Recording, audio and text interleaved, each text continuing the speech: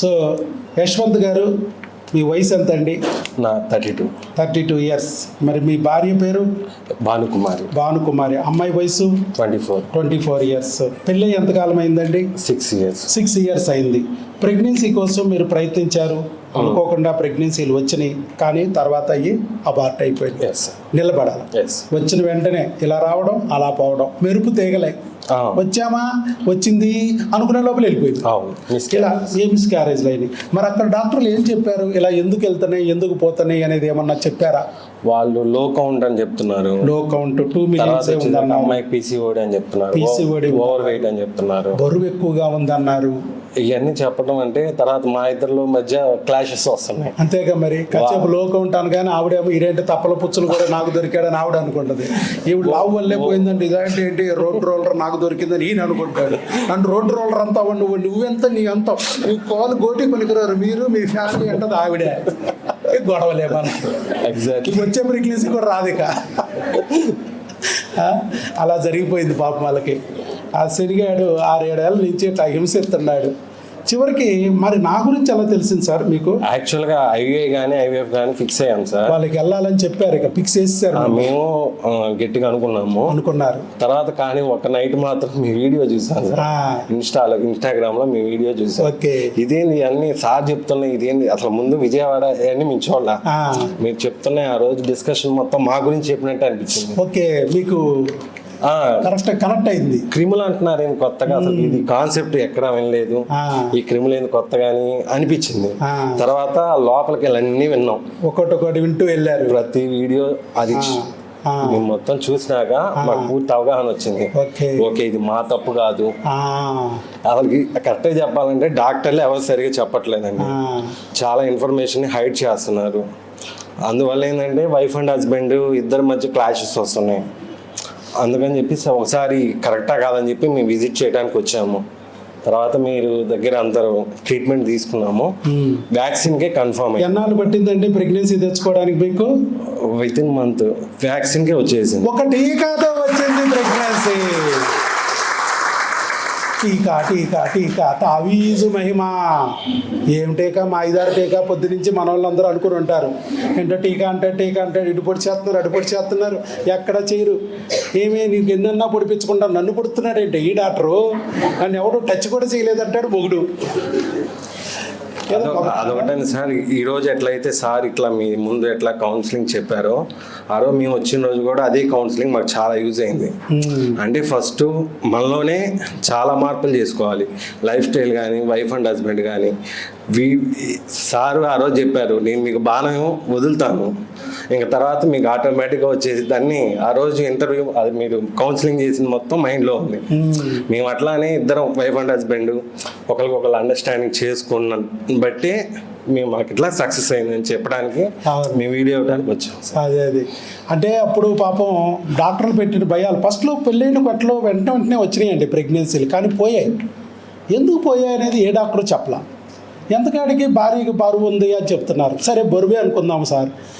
మీ ఆవిడకున్న బరువు ఉన్న వాళ్ళు ఎంతోమంది ఉన్నారు. 120 కేజీలు ఉంటారు. ఒక నర్సు కొత్తన్నారో తెలియదు, దొర్లు కొత్తన్నారో తెలియదు. ఇద్దరు పిల్లలు ఉంటారు. ఫస్ట్ నేను ఆ మాట అంటే తర్వాత వాళ్ళు ఆ మాట అంటారు. నాకంటే చాలా లావుగా ఉన్న వాళ్ళు కూడా కంటున్నారు కదా. మీరు నన్ను అంటారు ఎందుకని చెప్పి అంటారు. మరి మీకన్నా లావుగా ఉన్న వాళ్ళకు పిల్లలు పుట్టారు, మీకన్నా బక్కగున్న వాళ్ళకు పిల్లలు పుట్టారు. అచ్చు మీ అంత బరువు ఉన్న వాళ్ళు కూడా కొన్ని కోట్ల మంది పిల్లలు కనేసారమ్మా ఆల్రెడీ. బరువు ఎక్కడ ఉంది ప్రాబ్లం? 120 కేజీలు ఆవిడ కూడా కంటుందంటే అర్థం ఏంటి? అలా ఆయన కంటికి ఆవిడ అందంగా కనపడింది, కనేశారు. ఏది కావాలి? బరువు ఏంటి ప్రాబ్లం ఇక్కడ?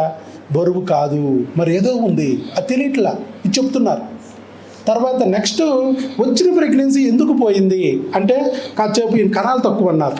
2 million ఉన్నాయి ఆయన కణాలు. 2 million ఉన్నాయి. 2 million ఉన్నాయి కరెక్టే. ఆ టెస్ట్ చేసిన రోజు 2 million ఉన్నాయి. ప్రెగ్నెన్సీ వచ్చిన రోజు 20 million ఉండొచ్చు. కణాలు అప్ అండ్ డౌన్ అవుతూ ఉంటాయి. ఆయనకి మేము చేస్తే ఒకసారి 2 million వచ్చినాయి, 2 నెలలు వాడగానే 8 million వచ్చినాయి. తర్వాత 2 నెలలు కూడా కాదు, తర్వాత చూసినప్పుడు అక్కడ ఎప్పుడో ఒకసారి టెస్ట్ చేసినప్పుడు 2 million వచ్చినాయి. మనకి ఒక్క టీకా వేయగానే ఫుల్ కౌంట్లోకి వెళ్ళిపోయాడు. 8 నెలల్లో ఎక్కడికి వెళ్ళిపోయిందో తెలియదు. మన దగ్గర 0 వచ్చే టీకాతో ప్రెగ్నెన్సీ అయిన వాళ్ళు ఉన్నారు. కాకపోతే మొగుళ్ళకి డౌట్ వచ్చి ఒకసారి టెస్ట్ చేసుకున్నారు. ఏంటి మా ఆవిడ ఏమన్నా తేడా చేసిందా? 12 ఏళ్ళ నుంచి మనం జీరో కదా, ఎక్కడికి వెళ్ళినా పాల కేంద్రంలో ఎన్నిసార్లు పాలు పితికినా గుండు సున్నా. ఇదేంటి ఈయన టీకాతో ప్రెగ్నెన్సీ ఎట్ట తెప్పించాడు? ఆ టీకాలు ఏమైనా కల్పించాడటవా? లేదు సార్, ఆ రోజు మీరు చెప్పారు కదా టీకాతో ప్రెగ్నెన్సీ సాధ్యమే అని. వస్తది. అది మేము గట్టిగా నమ్మాం సార్. ఇప్పుడు టీకాతో ఎలా ప్రెగ్నెన్సీ వస్తుంది? చేతికి ఎక్కడ చేసింది మనం టీకా? పైకి నేను చేసింది కాదు, మా సిస్టర్లు చేస్తారు. ఎక్కడ చేతికి చేస్తారు. చేతికి చేసిన టీకాతో కణాలు అక్కడికట్టే వెళ్ళిపోతాయి. అసలు కణాలు ఎందుకు ఇంజక్షన్ చేస్తారు? అయినా ఆయన 4 కేంద్రాల్లోకి వెళ్ళి, పాల కేంద్రాల్లోకి వెళ్ళి పాలు పితికి 4 చోట్ల ఇచ్చి వచ్చాడు. ఎక్కడ చూసినా కణాలు ఉన్నాయి. చాపిల్లలాగా భలే పరిగెడుతున్నాయి డాక్టర్ గారు. అదేంటంటే అలా వచ్చేసినాయి నాకు. ఇప్పుడు అదో బాధ మళ్ళీ. ఇన్నాళ్ళు లేవని బాధ. ఒక టీకా ఎట్ట వచ్చేసినాయండి నాకు. ఇంతకుముందు అందరు డాక్టర్లు ఆ టీకా ఎందుకు వేయలేదు?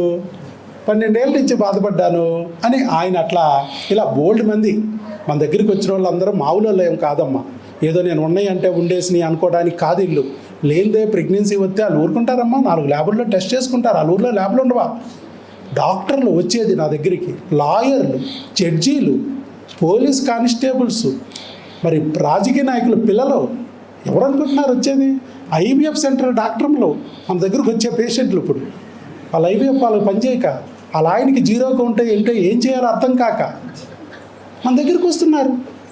ఏముంది, వాళ్ళు కూడా ఒక ఆడపిల్లే కదా, ఆయన కూడా ఒక మగపిల్లాడు, బిడ్డ కావాలని కోరుకుంటున్నారు. మనల్ని తిట్టినంత వరకు మనం వైద్యం చేస్తాం, మనకేం పోయా.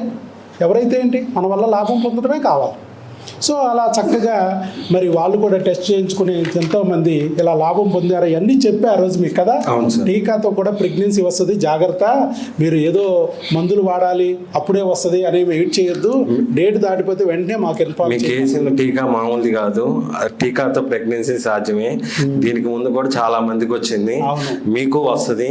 అది ఎవరికి వస్తుందని చెప్పలేను, అంతే. ఖచ్చితంగా మీకు వచ్చే అవకాశం అయితే ఉందని ఆ రోజు చెప్పారు. ఈ హాల్లో ఉన్న వాళ్ళు కూడా టీకాలతోనే ప్రెగ్నెన్సీ వస్తుంది. ఎవరికి వస్తుందో లక్కీ ల్యాడర్ నాకైతే తెలియదు. ఎవరికైనా రావచ్చు. 1 మంత్లో మీరు కూడా ఇక్కడికి వస్తారు. అది ఎవరో నాకు తెలియదు. అట్లాగే ఆయనకు కూడా చెప్పాను, ఎవరో ఒకరికి వస్తాయి, టీకాలతోనే వస్తాయి. తస్మాత్ జాగ్రత్త, టీకా వేయించుకోండి, కంగారు పడకండి అన్న. ఆల్రెడీ ఇంతకుముందు ప్రెగ్నెన్సీలు 2 సార్లు వచ్చినాయి. వాస్తవం పెద్ద గొప్పగా మధ్యలో రాలేదనుకోండి, మనం క్రిమి అనేది దాని గురించి చెప్పి ఈ క్రిమి వల్లే నీ బిడ్డ డ్యామేజ్ అయింది, ఇప్పుడు ఇదే క్రిమి పెరిగి అపార్ట్మెంట్లు విల్లాలు కట్టు కూర్చుంది కాబట్టి మీకు ప్రెగ్నెన్సీ కూడా రాని పరిస్థితి వచ్చింది, మళ్ళీ ఆ క్రిమిని తొలగించేస్తే నీ బిడ్డ వస్తుంది. క్రిమి లేదు కాబట్టి నీ బిడ్డని నాశనం చేసేవాడు ఉండడు కాబట్టి బిడ్డ నిలబడుతుంది అని చెప్పా. అది టీకాతోనే అయిపోయింది. ఆయనకి నమ్మకం వచ్చింది. కానీ ఇంకా పూర్తి నమ్మకం రావాలిగా. పూర్తి నమ్మకం రావాలంటే ఎప్పుడు వస్తుంది? మళ్ళీ ఇంతకుముందులాగా అబార్షన్ అవ్వకపోతే వస్తుంది. ఇప్పుడు 3rd మంత్, అందుకే ఇప్పుడు వీడియో తీసుకోండి. బిడ్డ హార్ట్ బీట్ వచ్చింది, ఫీటల్ పార్ట్ వచ్చింది, శాక్ వచ్చింది, అన్నీ వచ్చాయి. ట్యూబుల్లో రాలేదు, గర్భసంచిలో వచ్చింది నెంబర్ 1. శాకే కాదు, ఫీటల్ పార్ట్ వచ్చింది, హార్ట్ బీట్ వచ్చింది, అన్నీ వచ్చాయి. అలాగే 3వ నెలలోకి వచ్చేసిందని ఇప్పుడు తీసుకున్నాం అన్నమాట. అలాగే ఎన్టీ స్కాన్ అంటే అవకరాల స్కాన్, అవి కూడా దాంట్లో కూడా నార్మల్ అని వచ్చింది. ఇదిగో 3/8న వీళ్ళు తీయించారు టెఫా స్కాన్, ఎర్లీ టెఫా, అది కూడా బ్రహ్మాండంగా ఉందని వచ్చింది. ఇప్పుడు ఎంత, ఎన్ని వారాలు డెలివరీ డేటు? 8 to 27. 8 to 27 విడుదల, బిడ్డ రాబోతుంది చేతిలోకి. ఇది చూడండి చక్కగా ఇచ్చారు. Intrauterine gestation corresponding to gestation lines 13 weeks, అంటే 4th month running. Delivery date 8/2/2027. కంటదా పెట్టేసావు నువ్వు, మొత్తం చదివేశాడు స్టడీ. 8/2/2027.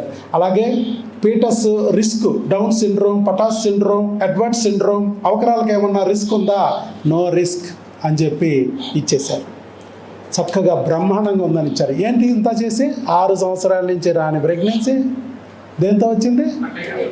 టీకాతో వచ్చింది. అంటే డాక్టర్ వైఎస్ బాబు మ్యాజిక్ ఫార్ములా పనిచేస్తుందా, పనిచేయట్లేదా? పేటెంట్ ఇవ్వాలా వద్దా? అది సో టెక్స్ట్ బుక్లోకి ఎక్కిచ్చే మ్యాటర్ ఇది. నెక్స్ట్ నుంచి టీకా ఇచ్చేసుకుని ప్రెగ్నెన్సీ తెచ్చుకుని, లేదా మందులు వాడుకుని ప్రెగ్నెన్సీ తెచ్చుకుని, లేదా హార్మోన్లు వాడుకుని ప్రెగ్నెన్సీ తెచ్చుకుని అవకాశం ఉన్నప్పుడు ఇది వాడండి అయ్యా. ఇది రహదారి కదా. ఇది అన్నీ అవ్వకపోతే ఏ దారిలు ఎక్కలేకపోతే బిడ్డ రాకపోతే అప్పుడు ఐవీఎఫ్ ఆపరేషన్ అనే గోదావరిలో ముంచాలి. వెళ్ళిన ప్రతిసాట ఈ గోదావరిలో ముంచేస్తున్నారు డైరెక్ట్గా వెళ్ళగానే. ఒక మేడం అయితే డైరెక్ట్గా ఐవీఎఫ్ అంటది, మంచి మేడం, గొడవే లేదు, స్ట్రైట్ ఫార్వర్డ్. ఇంకొక మేడం ఏం చేస్తుంది, అడితిప్పి ఇడితిప్పి 3 నెలలు ఆ మందులు ఇచ్చి ఈ మందులు ఇచ్చి మెడికల్ షాప్ బలం పుచ్చుకునేటట్టు చేసి చివరికి అప్పుడు నీ నోటితోనే ఏంటి మేడం ఇంకా రాలేదు, ఏం చేద్దామంటారు, ఐవీఎఫ్కి వెళ్దామంటారా, నీ నోటితోనే అనేటట్టు చేద్దాం. మొత్తానికి ఐవీఎఫ్ ఆపరేషనే. ఎక్కడికి వెళ్ళినా చివరికి all roads leads to IVF అన్నట్టే తయారైంది. అలా అవసరం లేదు అనేది మనం ప్రూవ్ చేసాం. ఆల్ ది బెస్ట్ అండి. ఇంకేమన్నా మీరు చెప్పాలంటే చెప్పచ్చు సార్. యాక్చువల్గా నేను చెప్పాలనుకుంది మా మిస్సెస్ అనేది ఏంటంటే వైఫ్ అండ్ హస్బెండ్ కొంచెం అన్యోన్యంగా ఉంటే ప్రాబ్లం ఏమి ఉండదండి. మెయిన్ డాక్టర్ గారు కూడా ఆ రోజు అది చెప్పారు. మా యాక్చువల్గా ఇట్లా స్టేజ్ మీద ఇంతకుముందు మాట్లాడటం నాకు ఫస్ట్ టైము, బట్ నాకు వీడియో ఇవ్వటం కూడా అంత ఇంట్రెస్ట్ ఉండదు. బట్ మా మిస్సెస్ అయితే చెప్పింది, అంటే మళ్ళాంటి వాళ్ళు కూడా ఉంటారు, వాళ్ళకు కూడా హోప్ ఇచ్చినట్టు ఉంటుంది అని చెప్పి మాట్లాడమని చెప్పేసరికి నాకు మాట్లాడటం కూడా రావట్లా. పర్లేదు, ఏం కాదు, భగవంతుడు అంతా మీ ముందున్నాడు, హీరోని చేశాడు. ఇవాళ మాట్లాడండి. ఫస్ట్ మూవీ మనకి సినిమా యాక్టర్లం కాదు కదా, మనకి ₹10 అయితే 500 చేయడానికి మనకి ఏమొస్తే అదే చెప్తాం. ఓకే అండి, ఏదైనా సరే హోప్ కోల్పోవద్దు, మీలో మీరే అండర్స్టాండ్ చేసుకోండి ఎక్కువగా. అది భార్యాభర్తలు అన్యోన్యంగా ఉండండి, ఒకరికొకరు కొట్టుకోవద్దు, తిట్టుకోవద్దు, కొత్త కొత్త బూతుల్ని కనిపెట్టొద్దు అనేది ఆయన చెప్తున్నాడు. అలా okay, right sir. God bless you, all the best. సుపుత్ర సుపుత్రిక ప్రాప్తిరస్తు.